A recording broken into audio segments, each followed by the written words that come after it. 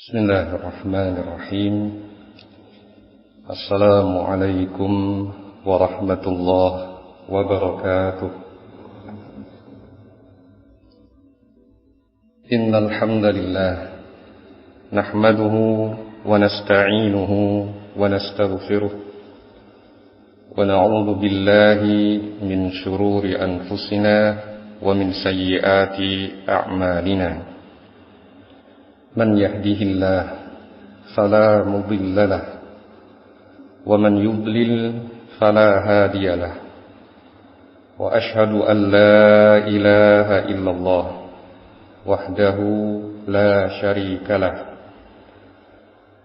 وأشهد أن محمدا عبده ورسوله اللهم صل على نبينا محمد وعلى آله وأصحابه ومن تبعهم بإحسان إلى يوم الدين. قال الله تعالى في كتابه الكريم: يا أيها الذين آمنوا اتقوا الله حق تقاته ولا تموتن إلا وأنتم مسلمون. يا أيها الناس اتقوا ربكم الذي خلقكم من نفس واحدة وخلق منها زوجها وبث منهما رجالا كثيرا ونساء واتقوا الله الذي تساءلون به والأرحام إن الله كان عليكم رقيبا. يا أيها الذين آمنوا اتقوا الله وقولوا قولا سديدا يصلح لكم أعمالكم ويغفر لكم ذنوبكم ومن يطع الله ورسوله فقد فاز فوزا عظيما. أما بعد فإن أصدق الحديث كتاب الله وخير الهدي هدي محمد صلى الله عليه وعلى آله وسلم وشر الأمور محدثاتها فإن كل محدثة بدعة وكل بدعة ضلالة وكل ضلالة في النار. إخواني وأخواتي في الله رحمني ورحمكم الله.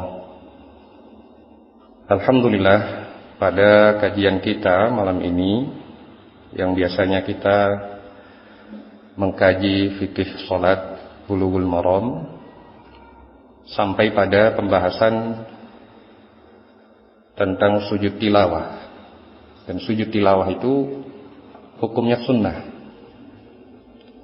Dan saya memandang ada sebuah pembahasan insidental yang penting, karena ini adalah bagian dari rudud ilmiah, pembelaan terhadap ulama sunnah dari syubhat yang disebarkan oleh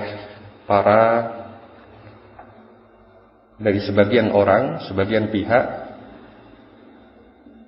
yang mendiskreditkan atau ada unsur melecehkan, merendahkan. Di antaranya adalah Dr. Ar-Razi Hashim MA dalam salah satu video ceramahnya yang saya dapat kiriman pertanyaan dari seorang akh. Video itu dari sebuah Instagram. Dr. Ar-Razi Hashim ini masih muda. Jadi beliau kelahiran 21 April 1986. Sehingga mungkin kalau nanti saya sebut sedikit-sedikit dengan sebutan adik mungkin masih tidak salah. D. Ar-Razi misalkan. Dia lahir di Kutu Tengah, Payakumbuh, Sumatera Barat pada tanggal 21 April 86. Dan menyelesaikan pendidikan S1, S2, dan S3-nya itu di UIN Syarif Hidayatullah Jakarta dengan disertasi S3 berjudul teologi Muslim Puritan, genealogi dan ajaran Salafi. Ada pembahasan tentang Salafi, dan dia mengaku dulunya Salafi, sekarang sudah menjadi Sufi. Dan dia aktif untuk mengisi kajian Sufi dan tasawuf. Dalam potongan video itu, dalam video tersebut, setidaknya ada dua ulama yang dibicarakan, yaitu Syekh Al-Albani dan Syekhul Islam Ibnu Taimiyah rahimahullahu ta'ala. Ketika membahas Syekh Albani, ada unsur perendahan, mengatakan bahwa Syekh Albani itu hanya rajin saja, kemudian tidak pernah kuliah, gitu. Ada unsur perendahan. Yang beliau lakukan takhrij hadis itu mudah. Nah, jadi di menit-menit awal video tersebut, D. Ar-Razi ini menyatakan Syekh Albani ini peneliti hadis yang rajin. Jangan berlebihan terhadap Syekh Al-Albani. Yang diteliti Syekh Albani, metodologinya, beliau sambil menunjuk beberapa hadirin, ngerti semua ini. Cuma mereka ini kalah rajin. Ada nggak riwayat Syekh Albani kuliah? Kata dia. Syekh Albani ini belajar cara mentakhrij hadis. Kalau di ma'had mahasiswa Darussunnah itu semester 1 sama 2, semester 1 dan 2 mahasiswa sudah mentakhrij hadis. Kalau mahasantri sudah bisa, kira-kira dosennya bisa nggak? Kata dia. Sambil merem bisa, kata dia. Namun kami tidak berhak mentakhrij hadis, katanya. Karena sudah ada ulama yang mensahihkan. Dan ini ungkapan-ungkapan yang menunjukkan merendahkan, penggiringan opini untuk merendahkan Syekh Albani, bahwasanya beliau itu sekedar rajin saja. Padahal meskipun beliau tidak pernah kuliah, namun hasil-hasil penelitian beliau digunakan oleh para profesor baik profesor akidah, profesor fikih maupun profesor ilmu hadis sendiri. Karya-karya beliau menjadi bahan objek disertasi S3. Dan tidak sedikit ulama yang memuji beliau. Syekh bin Baz, Syekh Ibnu Utsaimin. Kemudian juga ada pemuliaan dari Syekh Muhammad Al-Amin Asy-Syanqiti rahimahullah. Nah, walaupun kita tidak mengkultuskan Syekh Al-Albani, kita tidak menyatakan bahwa seluruh penilaian hadis Syekh Albani itu seluruhnya benar. Kita tidak menyatakan bahwa beliau terlepas dari kesalahan. Sama sekali tidak demikian. Namun beliau punya otoritas, punya kompetensi dalam menilai hadis. Kalau misalkan ada perbedaan pendapat antar ulama terhadap sebuah hadis, bisa jadi ulama A suatu saat benar, di lain pihak ulama B yang lebih benar, sesuai dengan kaidah-kaidah ilmiah. Nah, tapi kalau ada penggiringan opini untuk merendahkan beliau, seakan-akan beliau bukan seorang alim, maka ini ada unsur pelecehan. Dan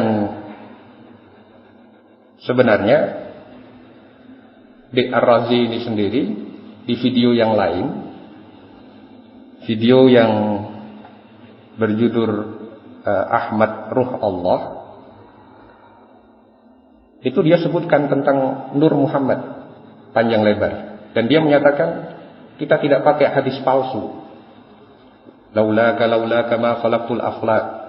Kalau tidak karena engkau aku tidak ciptakan alam semesta ini. Itu palsu, kita sudah tahu, kata dia.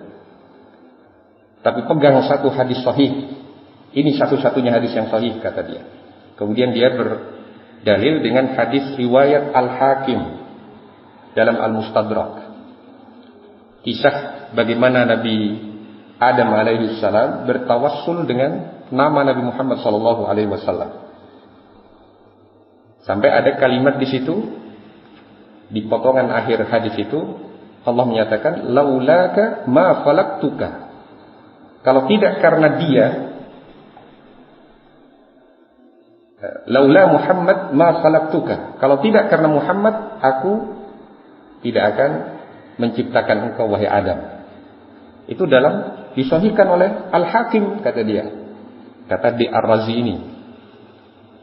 Nah, padahal sekian banyak ulama mengkritisi hadis tersebut.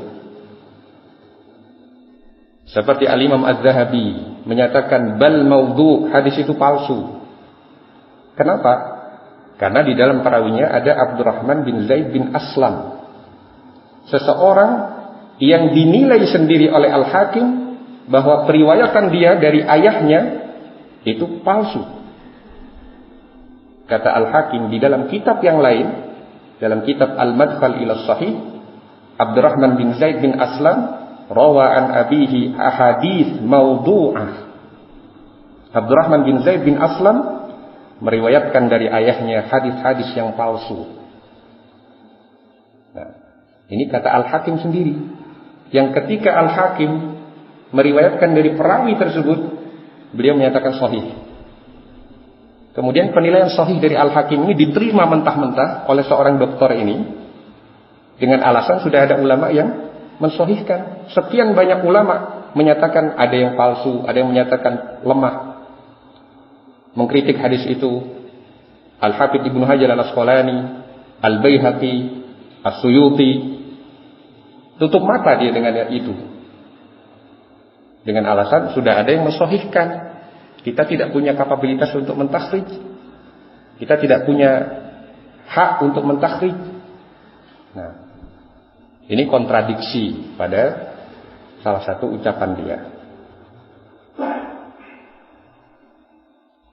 Terkait dengan Syekh Al-Albani, penting kiranya kita membaca fatwa Al-Lajnah Ad-Daimah terkait dengan beliau, bagaimana kita bersikap terhadap Syekh Al-Albani, bagaimana bimbingan Al-Lajnah itu terhadap Syekh Al-Albani. Dalam fatwa Al-Lajnah Ad-Daimah, fatwa yang ketiga nomor 5981,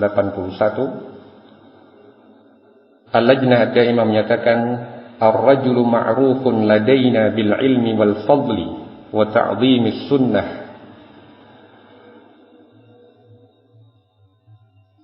Seorang ini, artinya Syekh Al-Albani, ma'rufun ladaina, sudah dikenal di kalangan kita, bil ilmi wal fadli wa ta'dhimis sunnah, dengan keilmuan, kemuliaan dan pengagungan terhadap sunnah.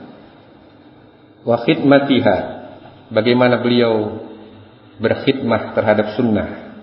Wa ta'yidi madhhabi ahli sunnati wal jamaah, bagaimana beliau menguatkan madhab ahli sunnah wal jamaah. Fit tahdhir minat ta'assub wat taqlidil a'ma, dalam memperingatkan umat akan bahayanya fanatik dan taklid buta. Wa kutubuhu mufidah, kata Al-Lajnah Ad-Daimah, dan kitab-kitab beliau ini berfaedah, bermanfaat. Walakinnahu kaghairihi minal ulama laisa bima'sum, namun beliau Syekh Al-Albani rahimahullah seperti ulama yang lain. Jadi jangan tanggalkan predikat ulama dari beliau. Namun beliau seperti ulama yang lain, laisa bima'sum, yang tidak maksum. Yukhti wa yusib, kadang beliau salah, kadang beliau benar. Wa narju lahu fi isabatihi ajrain wa fi khata'ihi ajrul ijtihad. Dan kita berharap ketika beliau benar, beliau mendapat 2 pahala, dan ketika beliau salah, beliau mendapat pahala ijtihad.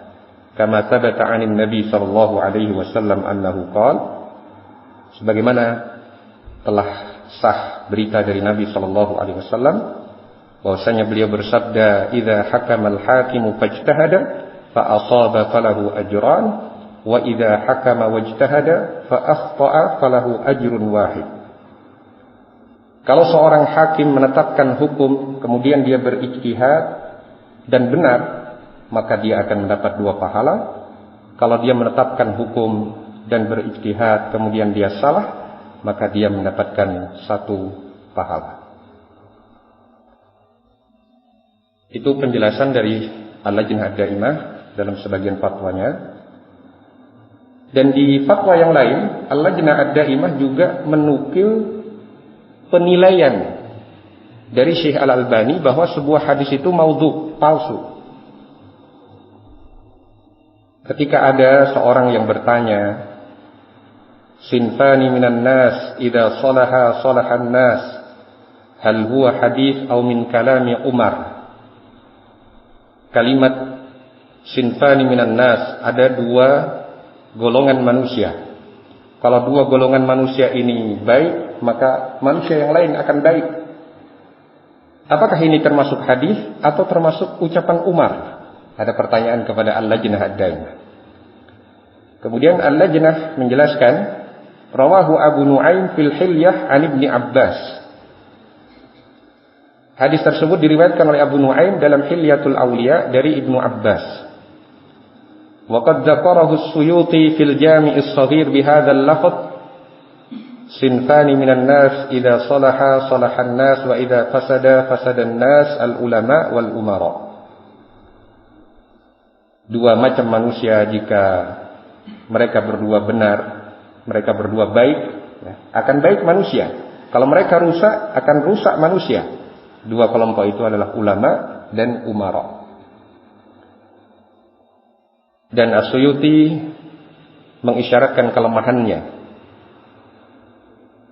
Wa naqala al-Munawi fi syarhihi al-Jami' as-Shaghir 'an al-Hafidz al-Iraqi annahu dha'if. Dan Al-Munawi menukil dalam syarahnya Al-Jami' as-Shaghir dari Al-Hafidz al-Iraqi bahwasanya hadis itu lemah.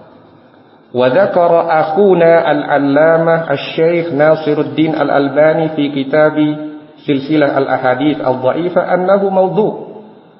Sedangkan saudara kami Al-Allamah, seorang yang sangat alim, Asy-Syaikh Nasiruddin Al-Albani dalam kitab Silsilah al-Ahadits al-Dha'ifah menyebutkan bahwasanya hadis itu maudhu', di anna fi isnadihi Muhammad bin Ziyad al-Yashkuri.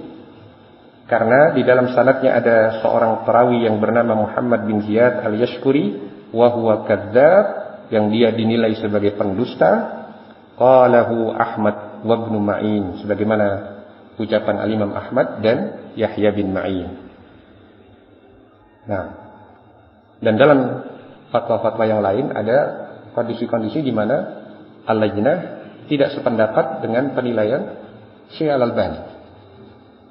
Artinya, jangan turunkan beliau dari predikat sebagai seorang alim, sebagai seorang ulama yang memiliki jasa besar dalam penelitian ilmu hadis.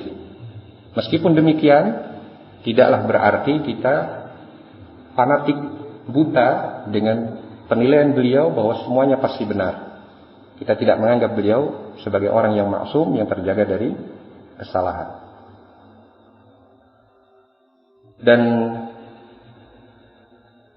di antara bentuk celaan Ar-Razi ini kepada Syekh Al-Albani adalah karena Syekh Al-Albani itu melemahkan sebagian hadis di dalam Sahih Al-Bukhari. Ini penting untuk kita jelaskan. Bisa jadi syubhat itu nanti akan berasal dari pihak lain, tapi syubhatnya sama. Maka kita harus mengetahui bagaimana cara kita memahami dan mendudukkan masalah. Di video tersebut, di menit yang kedua, detik ke-33, di Ar-Razi itu menyatakan, kalau ada orang berani mendhaifkan hadis dalam Sahih Al-Bukhari, bermasalah enggak orang itu? Kemudian jawaban dari audiensnya, Terus kata D. Ar-Razi ini, serius, kata dia. Serius. Kemudian dia menyatakan, Albani mendhaifkan 2 hadis dalam Sahih Al-Bukhari. Nah, kalau orang terprovokasi dengan kalimat semacam itu tanpa mendapat penjelasan yang memadai, maka dia akan tergiring pada opini untuk mendiskreditkan Syekh Al-Albani. Padahal kalau orang itu memahami bagaimana perbedaan pendapat para ulama sejak dahulu, bahkan terhadap Sahih Al-Bukhari, itu mereka akan paham bahwa itu wajar sebagai sebuah kritik ilmiah. Kalau disebut 2 hadis, itu sangat kecil sekali dibandingkan ribuan hadis yang ada dalam Sahih Al-Bukhari. Nah, dan para ulama sebelumnya telah menjelaskan bahwa ulama-ulama terdahulu juga ada yang mengkritik sebagian kecil dari Sahih Al-Bukhari, hadis dalam Sahih Al-Bukhari. Kita kutip ucapan dari Al-Imam Ibnu Salah rahimahullah, yang merupakan salah seorang ulama yang terdahulu dalam menyusun buku-buku mustalah. Kata Ibnu Salah dalam muqaddimah Ibnu Salah, man farada bihi al-Bukhari aw Muslim mundarijun fi qabili ma yuqta'u bi sihhatihi li talaqqi al-ummah kull wahidin min kitabayhima bil qabul. Man farada bihi al-Bukhari, hadis yang hanya diriwayatkan oleh Al-Bukhari atau Muslim atau Muslim saja, Bukhari saja atau Muslim saja, mundarijun fi qabil ma yuqta'u bi sihhatihi, berada pada tingkatan yang bisa dipastikan kesahihannya, li talaqqil ummati kulla wahidin min kitabaihima, karena umat Islam telah menerima kedua kitab beliau itu, kedua kitab beliau berdua tersebut. Litalaqqil ummati kulla wahidin min kitabaihima bil qabul ala al-wajhi alladhi fassalnahu min halihima fima sabaq, berdasarkan sisi yang telah kami jelaskan dari keadaan keduanya terdahulu. Siwa ahrufin yasirah, kecuali hadis-hadis dalam jumlah yang sedikit, kecuali hadis-hadis dalam jumlah yang sedikit dalam Sahih Al-Bukhari. Takallama 'alaiha ba'du ahli an-naqdi minal huffaz, sebagian para pengkritik hadis telah berbicara, berkomentar, mengkritiki riwayat itu. Ahrufin yasirah, jumlah yang sedikit dalam Sahih Al-Bukhari itu. Kad-Daraqutni wa ghairihi, seperti Ad-Daraqutni dan selainnya. Wa hiya ma'rufatun inda ahli hadha sya'n, yang hadis-hadis yang dikritik oleh sebagian ulama tersebut ma'ruf, telah dikenal oleh orang-orang yang pakar dalam keilmuan tersebut. Nah, itu menunjukkan ucapan Al-Imam Ibnu Salah bahwa sebelumnya sudah ada ulama-ulama ahlul hadis juga yang mengkritik sebagian kecil dari hadis dalam Sahih Al-Bukhari. Nah, demikian juga ketika Al-Imam Al-Bukhari selesai menyusun Sahih Al-Bukhari, ditunjukkan kepada sebagian ulama seperti Ali bin Al-Madini, Ahmad bin Hanbal, Yahya bin Ma'in, ya. Dinukil di dalam Fathul Bari karya Ibnu Hajar, ulama-ulama tersebut fastahsinuhu wa syahidu lahu bis-sihhah, ulama-ulama tersebut menganggap baik kumpulan hadis-hadis tersebut dan mempersaksikan kesahihannya, illa arba'ah hadis, kecuali 4 hadis. Kecuali 4 hadis. Ini Syekh Albani berapa hadis yang dikatakan? 2. Kata Ar-Razi 2. Nah, yang mendahului Syekh Albani sudah ada yang mengkritik dalam Sahih Al-Bukhari. Walaupun dalam sisi pembahasan ilmiah, mungkin saja setelah kita teliti apa yang dinilai lemah oleh Syekh Albani, bisa jadi yang lebih benar adalah Imam Al-Bukhari. Bisa jadi juga yang benar adalah Syekh Al-Albani. Nah, tapi untuk menunjukkan bahwa kritikan terhadap 2 hadis dalam Sahih Al-Bukhari itu untuk mendiskreditkan beliau, ini tidak benar. Karena ulama-ulama terdahulu juga mengkritik. Bahkan Ad-Daraqutni jumlahnya lumayan. Nah, dikumpulkan oleh Al-Hafidz Ibnu Hajar, kritikan dari ulama itu terhadap Sahih Al-Bukhari saja hampir 80 buah. 80 buah hadis. Sebagian referensi mengatakan 78. Ini Syekh Albani hanya menyebutkan 2 saja. Ya. Walaupun bisa jadi dari kritikan-kritikan itu pendapat yang lebih kuat adalah pendapat Al-Bukhari. Tapi bahwa ketika ada orang yang mengkritik tadi, tidak langsung kemudian ditanggalkan keulamaannya. Sebagaimana Ad-Daraqutni sudah ma'ruf dengan kritikan tersebut, tapi beliau tetap dianggap sebagai ulama yang karya-karyanya tetap bisa dijadikan sebagai rujukan. Maka demikian juga Syekh Al-Albani rahimahullah. Kritikan terhadap sebagian kecil hadis dalam Sahih Al-Bukhari bukan berarti kemudian menunjukkan bahwa beliau bukan seorang yang bisa diambil sebagai rujukan lagi. Beliau tetap sebagai seorang yang alim yang bisa dijadikan sebagai rujukan dalam penelitian hadis. Kemudian di antara satu kritikan dari Ar-Razi ini, ya, dia menyatakan bahwa Syekh Al-Albani itu mentakhrij, menilai hadis itu tidak hanya dengan keilmuan, terkadang pakai hawa nafsu. Ini kata dia di menit ke-10, detik ke-11. Syekh Al-Albani mentakhrij, menilai hadis tidak hanya dengan keilmuan, terkadang pakai hawa nafsu, kata dia. Kemudian dia sebutkan hadisnya.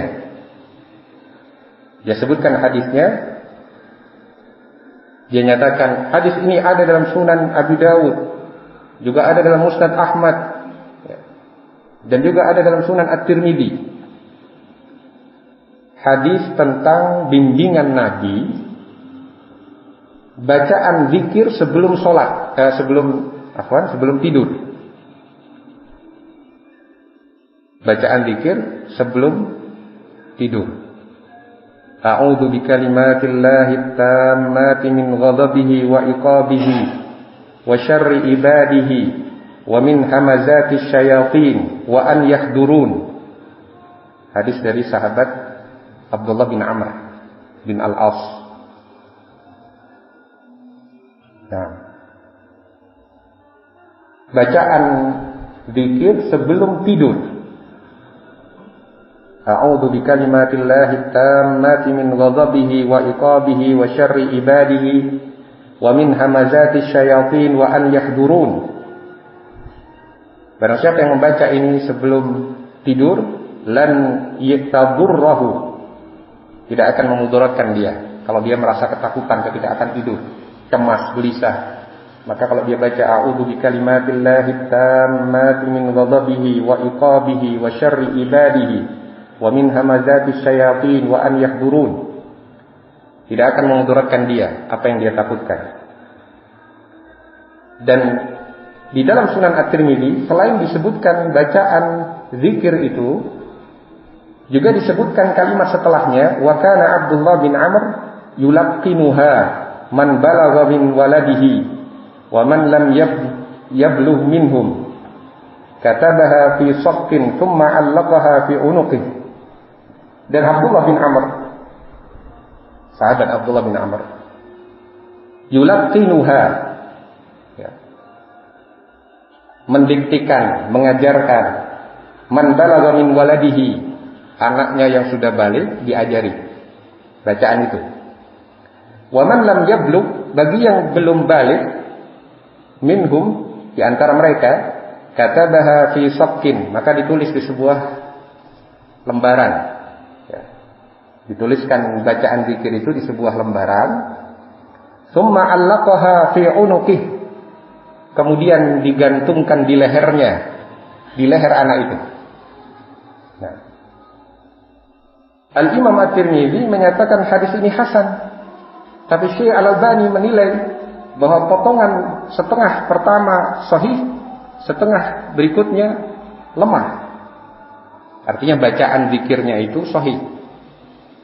Tapi perbuatan Abdullah bin Amr sampai menggantungkan itu kepada anaknya yang belum balik, dalam tulisan zikir yang dituliskan itu lemah menurut Syekh Al-Albani.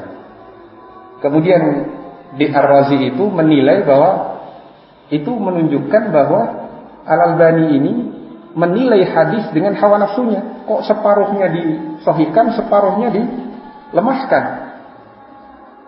Nah, ini kalau orang termakan syubhat ini, bisa jadi dia akan membenarkan ucapan itu. Karena di Ar-Razi ini dianggap pakar hadis. Dia, kalau di internet itu ditulis pakar hadis katanya. Nah, tapi menunjukkan bahwa dia kurang banyak baca. Entah dia tahu atau tidak, pura-pura tidak tahu, wallahu alam. Sebagian ulama ketika menilai sebuah hadis, memang kadang-kala memilah potongan kalimat tertentu itu bisa jadi sahih karena dikuatkan riwayat yang lain. Sedangkan potongan yang berikutnya bisa jadi lemah, itu karena tidak ada penguat dalam satu jalur periwayatan yang lemah. Kenapa Syekh Albani sampai pada kesimpulan seperti itu? Beliau menjelaskan dalam silsilah Al-Ahadits As-Sahihah nomor riwayat 264. Kalau mau dilihat sebagai dua jalur utama, ya, hadis tadi itu ada jalur pertama, jalur riwayat Ibnu Sunni. Jalur riwayat kedua, riwayat At-Tirmidzi, katakan demikian. Riwayat Ibnu Sunni dan yang lainnya, tapi satu jalurnya sama. Itu seluruh perawinya thiqah, kecuali perawi yang bernama Abu Hisham. Dari satu jalur ini tentang doa sebelum tidur, zikir sebelum tidur. Nah, idza awaita ila firashika faqul, jika engkau akan tidur di pembaringanmu, maka bacalah a'udzu bikalimatillahi tammah min ghadabihi wa iqabihi wa min syarri ibadihi wa min hamazatis syayatin wa an yahdurun. Tidak ada penggalan pernyataan bahwa Abdullah bin Amr melakukan perbuatan mendiktikan kepada anak yang sudah balik, yang belum balik, dituliskan kemudian dikalungkan di lehernya. Di riwayat itu tidak ada. Riwayat Ibnu Sunni ini semua perawinya thiqah kecuali perawi yang bernama Abu Hisham, yang nama aslinya Muhammad bin Yazid. Dinilai lemah oleh sekian banyak ulama seperti Ar-Rifai, Al-Ijli, Az-Zahabi, menilainya lemah. Jadi satu jalur yang hanya berisi zikirnya saja itu lemah. Tapi dikuatkan oleh jalur lain, jalur tadi itu, jalur At-Tirmidzi, juga Abu Dawud, juga Ahmad. Jalurnya sama semua. Nah, semua melalui jalur Muhammad bin Ishaq an Amr bin Shu'aib an abihi an jaddihi. Melalui jalur Muhammad bin Ishaq dari Amr bin Shu'aib, dari ayahnya, dari kakeknya. Tidak ada yang keluar dari jalur itu. Yang ada pernyataan bahwa Abdullah bin Amr bin Al-As sampai menggantungkan tulisan zikir itu ke anaknya yang belum balik.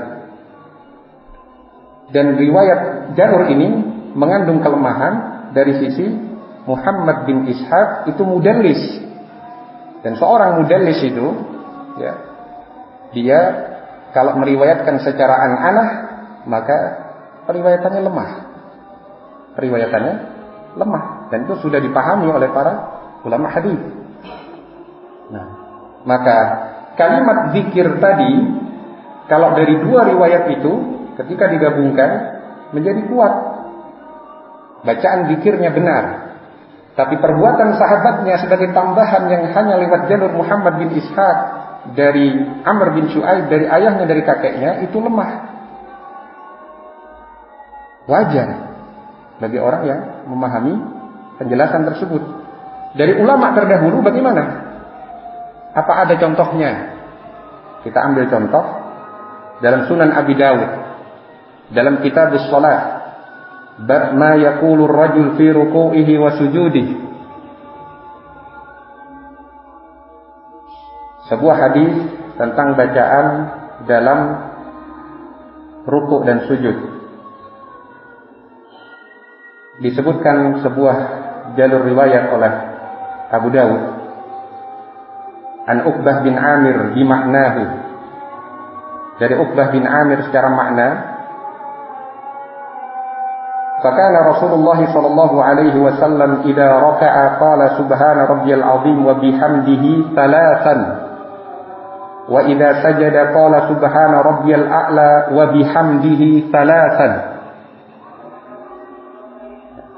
Adalah Rasulullah sallallahu alaihi wasallam jika beliau ruku, beliau mengucapkan subhana rabbiyal azim wa bihamdihi thalathan, membaca subhana rabbiyal azim wa bihamdihi 3 kali. Dan jika beliau sujud, beliau mengucapkan subhana rabbiyal a'la wa bihamdihi thalathan, 3 kali.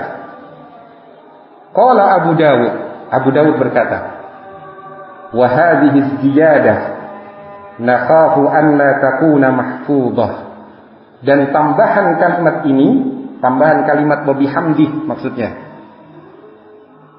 kami khawatir itu tidaklah mahfudh, artinya termasuk riwayat yang syadz, yang ganjil, yang lemah. Jadi yang benar subhan rabbiyal azimnya sudah benar, tambahan wa bihamdinya itu yang kami khawatirkan tidak berasal dari riwayat yang mahfuz tapi syadz. Gitu. Kenapa? Karena jalur riwayat ini ada berasal dari perawi yang mubham, an rajulin. Kalau hanya dari satu jalur lemah itu saja wa bihamdihnya, tidak ada penguat yang lain, maka tambahannya lemah. Sedangkan kalimat yang sebelumnya itu kuat, karena dikuatkan oleh jalur riwayat yang lain. Maka ini menunjukkan bahwa yang dilakukan oleh Syekh Al-Albani itu bukan seperti yang dikatakan oleh Syekh Ar-Razi tadi. Nah, baik.